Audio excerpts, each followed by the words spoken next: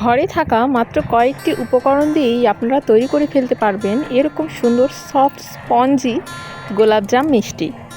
নমস্কার বন্ধুরা, আপনারা দেখছেন যোগমায়ার ঘরোয়া রান্নাঘর। আজকে আপনাদের সাথে আমি শেয়ার করব গোলাপজাম মিষ্টির রেসিপি। তাহলে চলুন এর পুরো প্রস্তুত প্রণালীটি দেখিয়ে দিচ্ছি।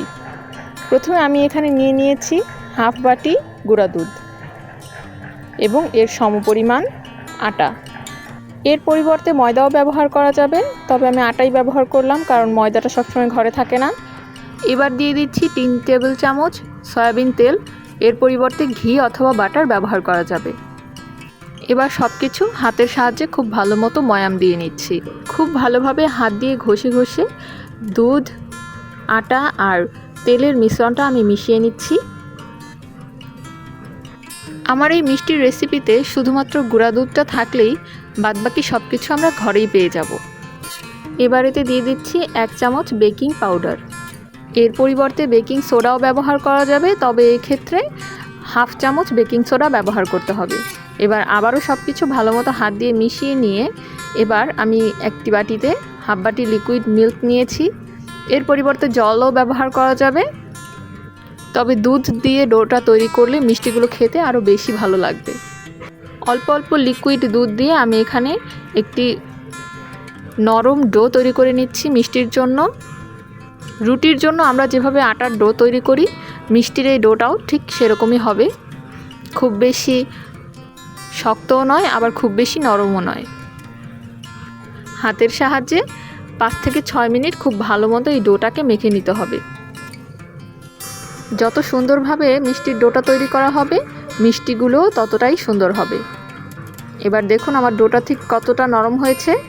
এবার আমি এটাকে 5 মিনিট রেস্টে রাখবো। এই 5 মিনিটে আমি মিষ্টির শিরা তৈরি করে নিচ্ছি। এই মিষ্টির শিরাটা খুব বেশি ঘন হয় না, আবার খুব বেশি পাতলাও হয় না। যতটুকু পরিমাণ চিনি তার চেয়ে সামান্য একটু বেশি জল দিয়ে একটি বলক দিয়ে নিলে এই শিরাটা তৈরি হয়ে যায়। আমি এতে 2টো এলাচ ফাটিয়ে দিয়ে দিয়েছি। এবার দেখুন মিষ্টির শিরার ঘনত্বটা ঠিক কেমন। খুব বেশি ঘন নয়, আবার খুব বেশি পাতলাও নয়। এই শিরাটা রেখে দিলে এটা আরেকটু ঘন হয়ে যাবে। আমার মিষ্টির শিরা তৈরি করা রেডি। এবার আমি মিষ্টিগুলো তৈরি করতে চলে যাচ্ছি। হাতে অল্প অল্প ডো নিয়ে আমি মিষ্টির শেপগুলো তৈরি করে নিচ্ছি। হাতে কোনো তেল বা ঘি ব্যবহার করার দরকার নেই, মিষ্টিগুলো আপনা থেকেই সুন্দরভাবে তৈরি হয়ে যাবে।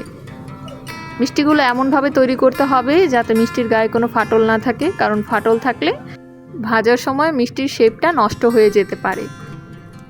আমি হাতের সাহায্যে মিষ্টি গোল করে নিচ্ছি। আপনারা এর চেয়ে একটু বড়ও করতে পারেন মিষ্টি, অথবা ছোটও করতে পারেন, তবে আমার মনে হচ্ছে এটাই স্ট্যান্ডার্ড সাইজ। আমি এভাবে করে সমস্ত মিষ্টির শেপগুলো তৈরি করে নিচ্ছি।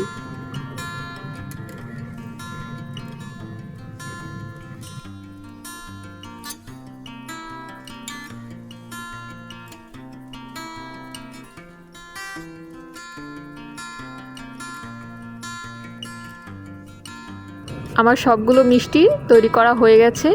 এবার আমি মিষ্টিগুলো ভেজে নেব। আমি যে পরিমাণ ডো নিয়েছি তাতে আমার 20টার উপরে মিষ্টি হয়েছে। এবার আমি কড়াইতে দিয়ে দিলাম সয়াবিন তেল। এখনও কিন্তু আমি চুলাটা জ্বালাইনি। এবার চুলা জ্বালিয়ে আমি চেক করে নিচ্ছি তেলের টেম্পারেচারটা বেশি নাকি। যদি আঙুল চোবানোর মতো গরম হয়, সেই সময়ই মিষ্টিগুলো দিয়ে দিতে হবে। আর হ্যাঁ, মনে রাখতে হবে চুলার আঁচ কখনোই বাড়ানো যাবে না। একদম লো হিটে মিষ্টিগুলোকে ভাজতে হবে, তাহলেই মিষ্টিগুলো খুব সুন্দরভাবে ফুলে উঠবে। মিষ্টিগুলো আমি 2 বারে ভাজবো। মিষ্টিগুলো তেলে দেওয়ার পরে নাড়াচাড়ার কোনো দরকার নেই, এগুলো আপনা থেকেই ফুলে তেলের উপর ভেসে উঠবে। মাঝে মাঝে কড়াই ধরে মিষ্টিগুলোকে একটু দুলিয়ে দিতে পারেন, তবে কোনো খুন্তির সাহায্যে মিষ্টিগুলোকে নাড়তে যাবেন না, তাহলে মিষ্টির শেপটা নষ্ট হয়ে যেতে পারে। এভাবে কড়াই সহ একটু নাড়িয়ে দিলেই মিষ্টিগুলো উল্টে পাল্টে খুব ভালো মতো ভাজা হয়ে যাবে। দেখুন মিষ্টিগুলো কি সুন্দর ফুলে উঠেছে। এভাবে প্রায় 8-10 মিনিট সময় লাগবে মিষ্টিগুলো ভাজতে। আমার কাঙ্ক্ষিত কালার না আসা পর্যন্ত আমি লো হিটেই মিষ্টিগুলোকে ভাজতে থাকবো। মাঝে মাঝে কড়াই ধরে এরকম একটু দুলিয়ে দেব। আস্তে আস্তে মিষ্টির কালারগুলো পরিবর্তন হয়ে আসবে। এবং গোলাপ জামের কালার আসা মাত্রই আমি মিষ্টিগুলোকে তেল থেকে তুলে নেব। মোটামুটি আমার মন মতো কালার চলে এসেছে। এবার আমি মিষ্টিগুলোকে তেল থেকে উঠিয়ে নেব। আর হ্যাঁ, মিষ্টিগুলো তেল থেকে ওঠানোর সাথে সাথেই শিরার মধ্যে দেওয়া যাবে না। গরম মিষ্টি অনেক সময় শিরাতে দিলে মিষ্টি চুপসে যেতে পারে, তাই গরমটা একটু কমে এলে 2-3 মিনিট পরে আমি সেই মিষ্টিগুলোকে শিরায় দেব। আমি পরবর্তী ব্যাচের মিষ্টিগুলো একইভাবে ভেজে নিচ্ছি। তার আগে আমি তেলের তাপমাত্রা আবার কমিয়ে নিয়েছি। এবার আমার ভাজা মিষ্টিগুলো শিরায় দিয়ে দিচ্ছি এবং একটি ঢাকনার সাহায্যে ঢেকে রাখছি। বাকি মিষ্টিগুলোও আমি একইভাবে ভেজে নিচ্ছি।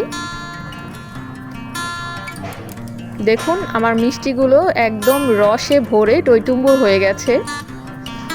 8-10 মিনিটেই মিষ্টিগুলো একদম ফুলে ডবলেরও বেশি হয়ে গেছে এবং মোটামুটি 2 ঘন্টা আমি মিষ্টির শিরা চুবিয়ে রেখেছিলাম এবং সমস্ত শিরাটাই মিষ্টিটা টেনে নিয়েছে। দেখুন কত সুন্দর হয়েছে। বাজারের কেনা গোলাপ জামুনের চেয়ে কিছু কম নয়। একদম ভেতর পর্যন্ত শিরাটা পৌঁছেছে, ভিতরে একদম সফট স্পঞ্জি হয়েছে। এরকমভাবে এত সহজে যদি গোলাপজাম মিষ্টি ঘরেই তৈরি করে নিতে পারি, তাহলে কেন বাইরে থেকে কিনে খাবো? এবার আপনাদের একটা মিষ্টি আমি কেটে দেখাচ্ছি মাঝখান থেকে। দেখুন কত সুন্দর হয়েছে, কত নরম, একদম সফট, ভিতরে কোনো গুটি পাকিয়ে নেই, একদম ভেতর পর্যন্ত রসটা পৌঁছেছে। আর খেতে তো অসাধারণ হয়েছে। এরকম মিষ্টি 4-5টা একবারে খেয়ে নেওয়া কোনো ব্যাপারই না। আমার এই এতগুলো মিষ্টি শেষ হতে 10 মিনিটও সময় লাগেনি। সবাই একদম খুব মজা করে খেয়েছে। ধন্যবাদ সবাইকে।